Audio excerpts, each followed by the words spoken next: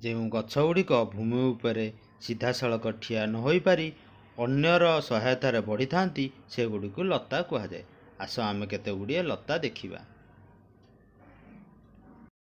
ଏଇଟି ହେଉଛି ଜହ୍ନି ଲତା, ତା ପାଖକୁ ଖମ୍ବଆଳୁ ଲତା। ଏଇଟି ହେଉଛି ଝୁଡ଼ଙ୍ଗ ଲତା, ଦେଖ କିଭଳି ଭାବରେ ଝୁଡ଼ଙ୍ଗ ଫଳିଛି।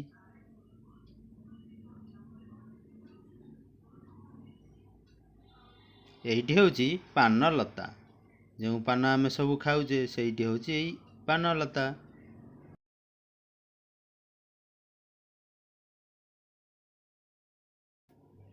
ତା ପାଖକୁ ରହିଛି ଧୁଡ଼ୁକା ଲତା, ଦେଖ ପିଲାମାନେ କିଭଳି ଏଇଠାରେ ଧୁଡ଼ୁକା ଫଳିଛି।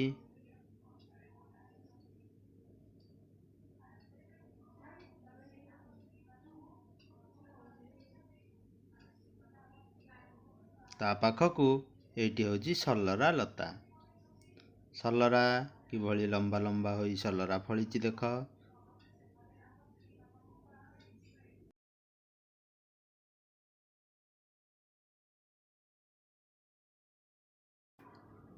ତାପରେ କଖାରୁ ଲତା, ଦେଖ ପିଲାମାନେ କିପରି କଖାରୁର ଫୁଲ ଫୁଟିଛି, ଏହାକୁ ମଧ୍ୟ ଖୁଆଯାଏ। ତା ପାଖକୁ ରହିଛି ପାଣି କଖାରୁ ଲତା, ଏଇଟି ପାଣି କଖାରୁ ଲତା।